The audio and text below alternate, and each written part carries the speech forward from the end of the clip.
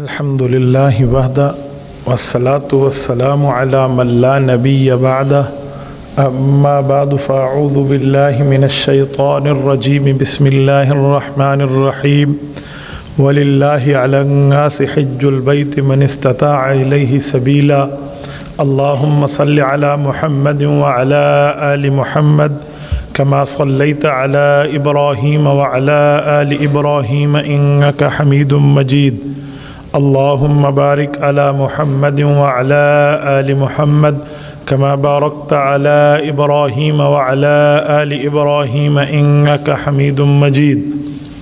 मुअज़्ज़ज़ दोस्तों, आज 9 जुमादुल ऊला सन 1445 हिजरी बमुताबिक 24 नवंबर 2023 जुमातुल मुबारक का अज़ीम दिन है। मेरे दोस्तों, अल्लाह ताला ने इंसान पर उसकी इस्तिताअत के बक़दर इबादात को वाजिब किया है। जितनी हमारी ताकत होगी उतना हम दीन के हुक्म पे अमल करने के पाबंद होंगे। मसलन नमाज है, एक आदमी खड़े होकर नमाज पढ़ने की ताकत नहीं रखता तो उसके लिए ऑप्शन है कि वो बैठकर नमाज पढ़े। बैठ के भी नहीं पढ़ सकता तो उसके लिए ऑप्शन मौजूद है, वो लेट के नमाज़ पढ़े, इशारे के साथ नमाज़ पढ़े। यानी जितनी उस बंदे की ताकत है उतना हुक्म का फरीज़ा उसकी तरफ मुतवज्जे है। हाँ, अगर ताकत न हो तो ज़ाहिरी बात है फिर उस पर नमाज की बात नहीं है। उलमा ने लिखा है कोई बंदा बेहोश हो जाए और इतना अरसा बेहोश रहे कि 6 नमाज़ों का वक़्त गुज़र जाए उस पर, तो इस आदमी पर नमाज़ों की क़ज़ा वाजिब नहीं है, क्योंकि 6 नमाज़ें यानी एक दिन से ज़ायद ये बंदा बेहोश रहा है तो अब इसकी ताकत ही नहीं है तो वो नमाज़ों की ये क़ज़ा नहीं करेगा। लेकिन अगर 6 नमाज़ों के वक़्त गुज़रने से पहले पहले इस आदमी को होश आ गया या दरमियान में होश आ गया तो इस पर नमाज़ों की क़ज़ा करना वाजिब हो जाएगी। वो बेहोशी नहीं कहलाएगी जिसको शरीयत मानती है। इसके मतलब ये निकला कि जितनी इस्तिताअत है उतनी ताकत की बक़दर इस्लामी हुक्म हमारी तरफ मुतवज्जे है। सबसे बड़ा हुक्म नमाज का कहा जाता है फ़राइज़ में अल्लाह ताला के लिए, लेकिन जो बाकी अहकामात हैं अपने अपने दर्जे में वो भी अल्लाह जल्ल शानू के लिए हमारे सामने अहमियत के काबिल हैं। मसलन किसी के लिए माल मौजूद है और वो माल इस मिक़दार पे पहुंचा है कि उसके ऊपर ज़कात फ़र्ज़ है, तो ज़कात नमाज की तरह फ़र्ज़ है। इस आदमी को ज़कात अदा करनी होगी। अगर ये अदा नहीं करेगा तो शरीयत इस्लामिया के अहकाम में ये मुकल्लफ़ आदमी अल्लाह के यहाँ इसकी पूछ गछ होगी कि जब आप पर यह फ़रीज़ा मुतवज्जे था तो आपने इसको अदा क्यों नहीं किया। इससे समझ आया कि अल्लाह ताला बंदे की ताकत के मुक़द्दर उस पर अहकाम वाजिब फरमाते हैं। इस्लाम के जो 5 अरकान हैं उनमें सबसे बेहतर इस अंदाज़ में कि उसमें सफ़र होता है वो सफ़र हज है, जिसको बयान करने के लिए मैंने आपके सामने कुरान करीम की आयत तिलावत की है। आज हमारे मुल्क में हज की पॉलिसी का ऐलान हो गया है, तो इस हवाले से मैं चाह रहा था कि हज बैतुल्लाह की तरगीब के मुताल्लिक मैं चंद मारूज़ात आपकी खिदमत में पेश करूं। मेरे साथियों, हज इंसान के लिए वो फरीज़ा है जिसके लिए इस्तिताअत वाजिब है। इस्तिताअत का माना हज की ताकत। तो हज की ताकतें 3 तरह की होती हैं। रास्ता पुरअमन होना चाहिए, वहाँ बंदे की जान को कोई ख़तरा न हो। दूसरा, आने जाने का मक्का मुकरमा तक बंदे के पास किराया होना चाहिए। और तीसरा कि जितने दिन ये बंदा वहीं रहेगा उतने दिन जो इसके ऊपर बंदेयों का ख़र्च वाजिब है, मसलन इसकी बीवी है, बच्चे हैं, तो वो पीछे खाते पीते रहे, कोई भूख न मर जाएं। तो ये 3 तरह की चीज़ें हैं जो हज को वाजिब और फ़र्ज़ करार देती हैं। तो इस तरह अगर बंदा ये ताकत रखता है तो ज़िंदगी में एक मरतबा उस पर हज करना फ़र्ज़ और वाजिब है। हम अपनी ज़िंदगियों में देखें, क्या हमारे पास इस तरह की ताकत है? अगर है तो हमें फ़ौरन फ़रीज़ा हज की तरफ मुतवज्जे हो जाना चाहिए। रब्बे करीम ने आपके और मेरे लिए हज हमारे ऊपर इस्तिताअत की बक़दर वाजिब किया है। ये देखें, ये सूरत आल इमरान है, सूरत नंबर 3 है कुरान करीम की, उसकी आयत नंबर 97 है। رب کریم فرماتے ہیں وَلِلَّهِ عَلَى النَّاسِ حِجُّ الْبَيْتِ مَنِ اسْتَطَاعَ إِلَيْهِ سَبِيلًا، فرمایا لوگوں پر اللہ تعالیٰ کا یہ حق ہے کہ جو اللہ کے گھر آنے کی طاقت رکھتا ہے ایسے آدمی کو حج پر آنا چاہیے۔ تو یہ ہمارے لیے اسلام میں کس قدر تاکید کے ساتھ حج کا فریضہ متوجہ ہوا ہے، اس پر ہمیں سوچ لینا چاہیے۔ احادیث پاک میں کئی طرح سے احادیث پاک موجود ہیں۔ سنن دارمی میں ایک حدیث پاک ہے، نبی پاک صلی اللہ علیہ وسلم نے فرمایا من لم یمنعہ عن الحج حاجۃ ظاہرۃ، اگر اس آدمی کی کوئی شدید ترین مجبوری ہو کہ اس کے علاوہ کوئی چارہ نہ ہو، اگر ایسا کام بھی نہیں ہے، او سلطان جائر، یا ایسا حکمران جس نے حج پر پابندی لگا رکھی ہے ملک سے جانے پہ، یا اس کو یہ مصیبت بھی نہ ہو، او مرض حابس، یا ایسا مریض ہو جو مرض اس کو چلنے کے قابل ہی نہ بنا دے، تو اس آدمی کو تو گنجائش ہے۔ اگر ایسا نہیں ہے اور اس آدمی کے اوپر حج فرض تھا اور اس نے نہ کیا، فماتا، اور یہ مر گیا، فرمایا وَلَمْ يَحُجَّ، اور حج نہیں کیا تھا، فَلْيَمُتْ إِنْ شَاءَ يَهُودِيًّا او إِنْ شَاءَ نَصْرَانِيًّا، او کما قال علیہ السلام، فرمایا وہ یہودی ہو کر مر جائے یا عیسائی ہو کر مر جائے تو یہ اس کی کیفیت ہوگی۔ یہ لفظ وہ نبی فرما رہے ہیں جس نبی نے اپنے لیے کسی قسم کی راحت کو نہیں دیکھا، لیکن امت کے لیے ان کے گھر تک جا کر، شریروں کے گھر تک جا کر بھی دعوت دین دی ہے کہ تم کلمہ پڑھ کے جنت میں جانے والے بن جاؤ اور جہنم سے بچ جاؤ۔ یہ اس نبی کے دل کی کڑن کتنی ہوگی کہ وہ کہے تم یہودی ہو کے مر جاؤ یا عیسائی ہو کے مر جاؤ۔ تو اس سے اندازہ لگائیں کہ حج بیت اللہ بندہ پر کتنا ضروری ہے۔ ہم لوگ آج کل حج کو پتہ نہیں کیا سے کیا سمجھنے لگ گئے ہیں۔ حج ایسی چیز نہیں ہے، حج انسان پر استطاعت کے بعد ویسے واجب ہے جیسے نماز روزہ واجب ہے، تو اس طرح حج بندے کو کرنا چاہیے۔ میں دیکھتا ہوں بعض اوقات کہ لوگوں کے پاس مال بھی ہوتا ہے، دولت بھی ہوتی ہے، طاقت اور صحت بھی ہوتی ہے، لیکن وہ سوئٹزرلینڈ اور انگلینڈ کے چکر تو لگ رہے ہوتے ہیں، وہ اللہ کے گھر کا چکر نہیں لگ رہا ہوتا۔ تو یہ نہ سمجھیں کہ میں مصروف ہوں، میں جا نہیں پاتا، بلکہ یہ سمجھیں کہ رب کی رحمت مجھے بلا نہیں پاتی۔ وجہ کیا ہے؟ میں اللہ کے گھر جا نہیں سکتا، تو اس میں کوئی اپنی گناہ کا معاملہ ہوگا یا اپنے کوئی غلطی کا معاملہ ہوگا۔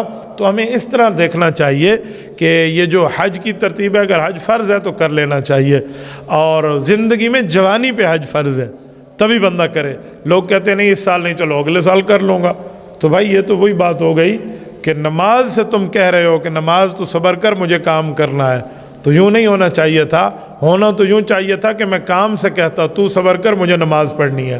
تو نماز تو اللہ کا فریضہ ہے، یہ مقدم ہے، اس کو تو پہلے لینا چاہیے تھا۔ ایسے ہی حج ہے، حج بیت اللہ بندے پر مقدم ہے، اس کو اگر فرض ہو گیا ہے تو فوراً ادا کرنا چاہیے۔ یہ جو ہم کہتے ہیں کہ اگلے سال دیکھ لیں گے، اگلے سال تک اللہ سے ہم نے زندگی لکھوا رکھی ہے کہ اگلے سال تک اللہ تعالیٰ سے ہم نے اپنے لیے کوئی گارنٹی لے رکھی ہے کہ ہماری زندگی قائم رہے گی، ہم اس دنیا میں زندہ رہیں گے اور اگلے سال جا کے حج کر لیں گے؟ ایسا کچھ بھی نہیں ہے۔ ہم ذرا اپنے معاشرے میں، اپنے ماحول میں دیکھیں کہ کتنے ایسے بندے تھے جو پچھلے سال حج سے پہلے ہمارے ساتھ تھے اور اس سال حج میں ہمارے ساتھ نہیں ہے، اس سال ان دنوں میں ہمارے پاس نہیں ہے۔ رمضان مبارک میں کتنے دوست تھے جو ساتھ تھے، پتہ نہیں اگلے رمضان میں کون ہوگا اور کون نہیں ہوگا۔ کچھ تو بندہ دیکھ لے۔ آخرت کے معاملے میں، وقت کے معاملے میں، موت کے معاملے میں اس طرح کوئی سستی اور کاہلی نہیں رکھنی چاہیے کہ ہم پھر کر لیں گے۔ ہاں جو دنیا کے کام ہیں یہ پھر ہوتے رہیں گے، یہ آخرت کا معاملہ ہے۔ تو نبی پاک علیہ السلام نے فرمایا من استطاع الیہ سبیلا، جس بندے کو حج پہ جانے کی طاقت ہے اس کو حج پہ جانا چاہیے۔ اچھا، پھر حج پہ جانے میں ہم لوگ ایک اور معاملہ سمجھتے ہیں کہ مکہ اور مدینہ دونوں کے خرچ اور ہوٹلنگ ملا کے اتنا پیسہ بنتا ہے، پتہ نہیں میں جا سکتا ہوں یا نہیں۔ حج کے معاملے میں جو فرضیت ہے نا، اس میں مدینہ طیبہ کا خرچہ شامل نہیں ہے، صرف مکہ مکرمہ جتنا خرچ ہو، آپ مینا، عرفات، مزدلفہ اور بیت اللہ شریف تک پہنچ سکنے کی طاقت رکھتے ہو، اس میں مدینہ کا خرچ نکال کے پھر بھی حج فرض ہے، کیونکہ مدینہ طیبہ کا تعلق حج بیت اللہ سے نہیں ہے، مدینہ طیبہ کا تعلق عمرہ بیت اللہ سے نہیں ہے، مدینہ طیبہ کا تعلق مسلمان کی اپنی حضور کی ذات سے محبت میں سلامی کے لیے حاضری کے ساتھ متعلق ہے۔ وہ تو بندہ حضور پاک علیہ السلام کی خدمت میں حاضری کے لیے. ہاں کوئی بندہ ملک سے باہر ہے, وہ ڈائریکٹ مدینہ طیبہ جاتا ہے, حضور کو سلام پیش کر کے واپس آ جاتا ہے, تو کوئی اس پہ عمرہ اس وقت واجب نہیں ہو جاتا کہ اس نے مدینہ طیبہ پہنچا ہے تو اس طرح. جی نہیں, ہاں جب وہ حرم مکی جا رہا ہوگا, مکہ مکرمہ جا رہا ہوگا, بیت اللہ شریف, تب اس پر حج اور عمرے کی بات آئے گی. مدینہ طیبہ تو حضور کی سلامی کے لیے ہے, تو حج بیت اللہ سے مدینہ طیبہ کا تعلق نہیں ہے, عمرہ سے مدینہ طیبہ کا تعلق نہیں ہے. ہاں یہ فرمایا گیا ہے کہ جو آدمی حج کرے اور طاقت کے باوجود بھی مدینہ نہ آئے تو فرمایا وہ میرا بے وفا امتی ہے. جس نے حج بھی کیا ہے اور مدینہ طیبہ حاضری نہیں دی, طاقت بھی تھی, استطاعت بھی تھی, آ سکتا تھا, نہیں آیا, تو اس آدمی نے وفا نہیں کی, بے وفائی کی ہے. یہ نبی پاک علیہ السلام نے اس امتی سے شکوہ فرمایا. تو مکہ مکرمہ آنے جانے تک کا بندے کے پاس خرچ موجود ہو تو اس کے اوپر حج نماز کی طرح فرض ہے. اچھا, اس پر کچھ سستیاں ہم سے ہوتی ہیں. وہ سستیاں کیا ہے؟ لوگوں کے ہاں ایک سب سے بڑی میں نے عادت دیکھی ہے, اب میں اس کو برا کہوں یا اچھا کہوں, آپ اس کا خود فیصلہ کر لیں. کسی بندے پہ حج فرض ہوتا ہے تو وہ حج نہیں کرتا, وہ کہتے ہیں اس سال ابا کو حج کرا لیں. کیوں؟ وہ پہلے پیو ماں حج کریں تے ول بال دا حج تھیندا. یہ عجیب نظریہ ہمارے یہاں ہے کہ پہلے اماں ابا کا حج ہو جائے پھر بچے کا حج ہوتا ہے. ایسا نہیں ہے. حج فرض ابا پہ ہے تو ابا جی کریں گے, حج فرض بیٹے پہ ہے تو بیٹا کرے گا. یوں نہیں ہے کہ حج فرض بیٹے پہ اور وہ کہ میری طرف سے ابا کرے گا. بھی تو نہیں جا سکتا, تو بھائی بقرعید دے کم میں سے, تو نے حج پہ جانا ہے, تو کیوں نہیں اپنی ہمت کرتا؟ اس پر ہم لوگ نہیں سوچتے, تو یہ غلط بات ہے. میں نے بہت سی جگہ ایسے دیکھا ہے, ایک شخص پہ حج فرض ہونے کی بات چل رہی تھی, ہم ایک محفل میں بیٹھے تھے, تو مجھے ساتھیوں نے کہا حضرت ان پہ حج فرض ہے. تو میں نے ان سے پوچھا تو اس پہ حج فرض تھا, اس نے زندگی میں حج کبھی کیا بھی نہیں تھا. تو میں نے کہا آپ حج کے کاغذات جمع کرا لیں تو آپ کو حج پہ جانا چاہیے. کہتے ہیں میری تو معاشرے میں ناک کٹ جائے گی کہ باپ کو تو اس نے حج نہیں کرایا اور خود کو حج کرا رہا ہے. تو میں نے کہا بھائی ابا جی کو بھی کرا لیں. کہتے ہیں اتنی فرصت تو میرے پاس نہیں ہے کہ میں ابا کو بھی کراؤں اور خود بھی کروں, تو لہٰذا اس سال ابا کو بھیج رہا ہوں, پھر کبھی میں خود جاؤں گا. میں نے ان سے ابا کے ایسٹ پوچھے کہ کیا ابا جی پر کوئی حج فرض ہے؟ تو جو انہوں نے بتایا تو والد پر کوئی حج فرض نہیں تھا. میں نے کہا بھائی یہ تو ایسی بات ہے جیسے ایک نابالغ ہو اور ایک بالغ ہو. بالغ پر نماز فرض ہونے کا وقت آ جائے اور وہ کہے نہیں یہ نابالغ پڑھ لے, میں پھر بعد میں پڑھ لوں گا. لوگ کہیں گے فرض تجھ پہ ہے, یہ کیوں پڑھ لے؟ تو میں نے کہا تیرا ابا جان اگرچہ تم سے بڑے اور جوان ہیں لیکن مال کے لحاظ سے ان پہ حج فرض نہیں ہے. وہ مال کے لحاظ سے حج کے حوالے سے نابالغ ہیں, حج کے حوالے سے بالغ تو ہے کہ تیرے لیے استطاعت موجود ہے, تو ابا کو حج کرانے پہ بیٹھے ہوئے اور خود چھوڑ رہا ہے. تو یہ غلط بات ہوتی ہے. بندے کو خود کرنا چاہیے اگر اپنے اوپر واجب ہے.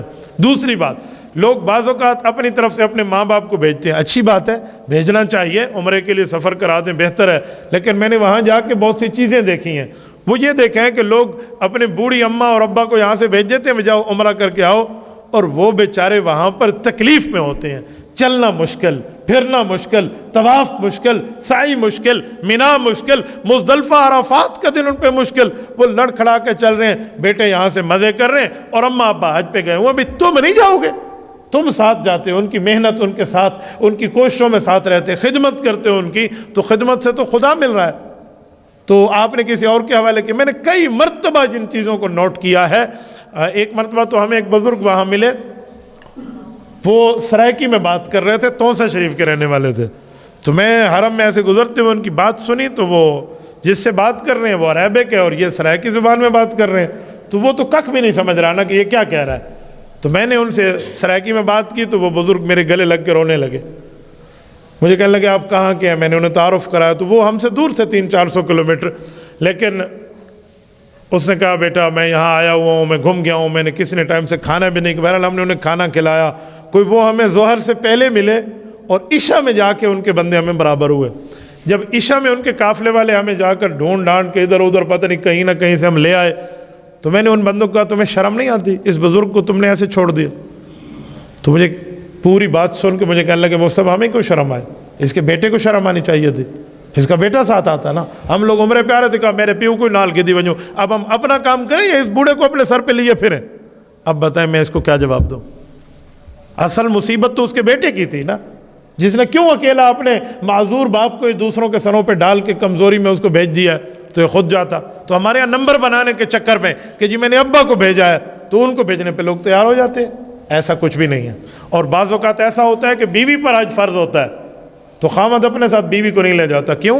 پہلے میں اپنی ماں کو حج کر بیسا، بھئی اپنی اماں پہ حج فرض ہے تو اسے لے جاؤ، اگر اماں پہ حج فرض نہیں ہے، بیوی پہ فرض، سب بیوی کو لے جائے۔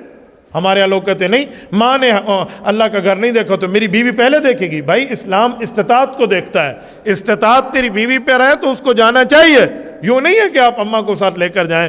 میں بہت حیران ہوتا ہوں، لوگ والدہ کے لیے تو لے جائیں، مجھے والدہ میں جانے میں انکار نہیں ہے، لیکن والدہ کو لے جائے والد صاحب، بیوی کو لے جائیں آپ، ترتیب تو بندہ سیدھی کر لے کہ میاں بیوی اکٹھے جائیں۔ لوگ عجیب کر رہے ہوتے ہیں، میں اپنی اماں کے ساتھ عمرے اور حج پہ جا رہا ہوں، حالانکہ اس پہ حرج فرض نہیں ہے، اور میری بیوی اپنے ابا کے ساتھ جا رہی ہے، پتہ نہیں اس پہ فرض ہے یا نہیں ہے۔ یہ کون سی ترتیبیں ہیں؟ یہ کون سی شریعت کی ہمیں ترغیب مل گئی ہے؟ تو ہم جب اس سفر پہ جا رہے ہیں تو اس سفر کے آداب کا بھی تو لحاظ رکھیں، اس سفر کی ترتیب کا بھی لحاظ رکھیں۔ تو حج بیت اللہ صرف کوئی انجوائمنٹ کا نام نہیں ہے، یہ اپنے گناہوں سے پاکیزگی اللہ سے مانگنے کے لیے جانا ہے۔ اور جب بندہ وہاں جاتا ہے تو رب کریم ایک ایک قدم پہ اجر عطا فرماتے ہیں، تو اس اجر کو، اس ثواب کو دیکھ کر بندہ جائے۔ حدیث پاک میں ہے کہ جس شخص نے حج کیا اور اس حج میں کوئی گناہ نہ کیا، وہ واپس لوٹے گا تو رب فرشتوں کو حکم کریں گے کہ اس کے تمام نام اعمال کو ڈیلیٹ کر دو، اس کا ایسے نام اعمال سفید کر دو جیسے آج ماں کے پیٹ سے پیدا ہوا ہو۔ تو آپ اندازہ لگائیں ہمیں اس پر کیا سوچنا چاہیے کہ ہم کتنی بڑی نیکی کے لیے جا رہے ہیں۔ میں نے دیکھا ہے لوگ عجیب کام کرتے ہیں وہاں پر، یہ موبائل رابطے کے لیے ہے، یہ موبائل دین کے کام کے لیے یا تجارت کے لیے اتنی حد تک رکھیں، وہاں پہ جا کے بیت اللہ شریف کے سامنے ٹھہر کے لوگوں نے موبائل آن کیے ہوئے ہوتے ہیں۔ یار موبائل اعلیٰ سے اعلیٰ ہماری جیب میں بھی ہے، لیکن میں نے تو کبھی اتنی جرت نہیں کی کہ بندہ بیت اللہ میں یا روضہ رسول اللہ کے سامنے موبائل نکال کے بیٹھ جائے۔ کچھ تو انسان سوچے، میں اللہ کے گھر میں بیٹھا ہوں موبائل، میں ایک شخص کو وہاں دیکھا تو اس نے موبائل آن کیا ہوا تھا، شاید ویڈیو کال واٹس ایپ کی تھی، تو وہ اپنی گھر والی کو جو پتہ نہیں اماں کو کہہ رہا تھا اب سلام کچھ ٹائم بعد پڑھ لینا، میں حضور کے روضے کے سامنے ہوگا، میں اسپیکر کھولوں گا، آپ سلام پڑھنا۔ تو میں نے اسے پکڑ لیا، میں نے کہا یہ ادب ہے؟ تیری اماں جان وہاں بیٹھی ہے، تو رسول اللہ کے دربار میں ہے، تو سلام نہیں پڑھ رہا، موبائل سے اپنی ماں کو یہاں زیارت کرا رہا ہے، اور خدا کے بندے یہ کیا کر رہا ہے؟ یہ سلامی ہوتی ہے؟ یہ ترتیبیں ہوتی ہیں؟ میں نے کہا اپنی اماں سے سلام لے، درود پڑھا ہوا لے، اور ادھر رسول اللہ کو پیش کر دے۔ یہ ہے آداب، یہ ہے ترتیب، اور ہم نے یہاں الٹ کیا ہوا ہے۔ اتنا خدا کی قسم بندہ حیران ہو جاتا ہے کہ اس دربار پہ آئے ہوئے ہیں جس دربار کے لیے اس کائنات کو رب نے بنایا ہے، نبی علیہ الصلوۃ والسلام کے دربار اقدس میں، اور ادھر مجھے موبائل کی پڑی ہوئی ہے، ادھر مجھے سیلفی کی پڑی ہوئی ہے، ادھر مجھے پتہ نہیں کوئی اور فکر پڑی ہوئی ہے۔ تو یہ ناعاقبت اندیشی کی بات ہے، یہ بے وقوفی کے معاملات ہیں، اس سے بچنا چاہیے۔ احادیث پاک کے مطابق تو حج کو جتنا ہو سکے بندہ سادے سے سادہ گزارے، اس میں سادگی اختیار کرے۔ آپ کو پتہ ہے سواری پہ حج کرنا بھی جائز ہے، پیدل حج کرنا اس سے بڑا ثواب ہے۔ حضرت عبداللہ بن عباس رضی اللہ تعالیٰ عنہما نبی پاک صلی اللہ علیہ وسلم کے کزن بھی ہیں، صحابی بھی ہیں، ارشاد فرماتے ہیں کہ نبی پاک علیہ السلام نے جو ہمیں سمجھایا نا، فرمایا ایک حج ماشین ہے، ایک راکبن ہے۔ ماشین کا معنی چل کے حج کرو، بیت اللہ سے مینا اور مزدلفہ عرفات پیدل جاؤ، اور ایک ہے سواری پہ جاؤ۔ تو فرماتے ہیں ان دونوں میں فرق ہے، جو سواری پہ جاتے ہیں اس کو ایک قدم پہ 70 لاکھ نیکی ہے، اور جو پیدل جاتے ہیں اس کو ایک قدم پہ 7 کروڑ نیکی ہے۔ تو کہاں 70 لاکھ اور کہاں 7 کروڑ۔ وفات کے وقت فرمانے لگے مجھے اپنی کسی نیکی کے اوپر کوئی پچھتاوا نہیں ہے، بس صرف اس بات کو سوچتا ہوں کہ جتنے حج میں نے سواری پہ چڑھ کے کیے ہیں، اے کاش وہ بھی پیدل کر لیتا۔ ایک قدم پہ 70 کروڑ نیکی ہے۔ عام بندے سے بات ہے 70 کروڑ میں یہ بھی نہیں پتا ہوگا کہ صفر کتنی آتی ہیں، اس نے یوں گننا ہے، ایسے گننا ہے اس نے، اچھا ایسے ایسے ایسے 1 2 سینکڑا ہزار 10,000 یوں لے کر پھر آگے چلے گا، اچھا اتنی صفر آتی ہے۔ اللہ کریم تو اتنا بندے کو اجر دے رہا ہے، تو اس پہ انسان کو کچھ سوچ لینا چاہیے، کچھ سمجھ لینا چاہیے۔ حضرت حسین رضی اللہ تعالیٰ عنہ شہید کربلا، نبی علیہ الصلوۃ والسلام کے نواسے، ان کے 25 حج ہیں اور 25 کے 25 پیدل ہیں۔ آپ اندازہ لگا لیں حج میں کتنی سادگی ہے، کتنے معاملات ہیں۔ تو بندہ حج پہ بھی جائے اور ان آداب کا بھی خیال رکھے، اور ان آداب کا جتنا ہم خیال رکھیں گے اتنا بندے کو فائدہ ہوگا۔ تو الدین کلہ ادب کہا گیا کہ دین جو ہے وہ سارے کا سارا ادب کا نام ہے۔ تو جتنے بندے میں آداب ہوں گے، جتنا ادب اور احترام سے جائے گا، اتنا زیادہ اس کے لیے فائدہ ہے۔ وہاں پر حج میں جانے میں سب سے بڑا فائدہ یہ ہے کہ بندہ کسی کے گھر جائے تو خالی ہاتھ نہ جائے، اللہ کے گھر جائیں تو قرآن پڑھ کے لے جائیں، نبی کے گھر جائیں تو درود پاک پڑھ کے لے جائیں، بندہ یہ پیش کرے۔ آج ہمارے یہاں باقی ساری چیزیں تو ٹھیک ہوتی ہیں، لیکن جو وہاں جائیں ان سے پوچھے آپ کتنے لاکھ درود پڑھ کے آئے ہیں، تو اس کے بعد بغلے جھانکیں گے، دیکھیں گے اچھا ہو یہ تو میں نم پڑھ سکا صحیح۔ تو پھر اس گھر میں آنا کس لیے تھا؟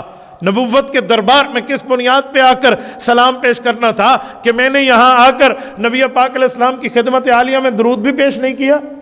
میں نے اپنے شیخ و مرشد حضرت مولانا عزیز الرحمن ہزاروی نور اللہ مرکزہ کو دیکھا تھا، وہ جب بھی روضہ پاک پہ تشریف لے جاتے عموماً عادت ہوتی قدمین کی طرف ٹھہر کر سلام پڑھتے، کہتے میرے اعمال ہے کہ میں حضور پاک کو اپنا چہرہ پیش کروں، قدم کی طرف ٹھہرتے۔ اور ان کے پاس جو پڑا ہوا درود پاک ان کا اور ان کے مریدین کا ہوتا، میں وہ فگر بتاؤں تو آپ حیران ہو جائیں، 50 ارب درود پاک ان کے پاس ہوتا، 50 ارب، کبھی 40 ارب۔ میں ارب کی بات کرتا ہوں، سینکڑوں کی بات نہیں کر رہا، یہ کروڑ کے بعد جا کے ارب کا نمبر آتا ہے، اتنے اربوں درود ان کے پاس ہوتا، اور یہ بھی قدمین کی طرف ٹھہر کے درود پیش کر رہے ہوتے۔ مجھے نہیں لگتا کہ اس دن ان سے بڑھ کے وہاں پر کسی شخص نے اتنا درود پیش کیا ہو، لیکن اس کے باوجود بھی ادب اتنا، اس کے باوجود بھی آداب کے معاملات اتنے، تو ہم وہاں پہ جا کے کیا سے کیا ہو جاتے ہیں، اس لیے یوں نہیں ہونا چاہیے۔ تو میں نے پوری بات جو حج کی ہے اس کا خلاصہ آپ کی خدمت میں پیش کروں۔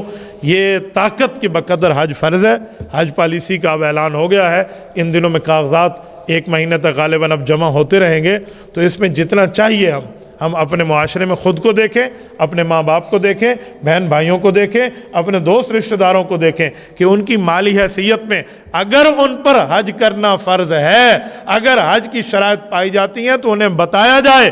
اور یہ نبی پاک علیہ السلام کا فرمان جو میں نے پڑھ کے سنایا کہ جس پہ حج فرض ہے وہ حج کرے، اگر کوئی اس کی شرعی مجبوری نہیں ہے اور اس نے حج نہیں کیا، وہ مر گیا تو یہودی ہو کر مرے یا عیسائی ہو کر پڑے، اس کے نبی کو پرواہ نہیں ہے۔ تو یہ فرمان ان تک ہم پہنچائیں، انہیں بتائیں کہ حج بیت اللہ اتنی بڑی سعادت کا کام ہے۔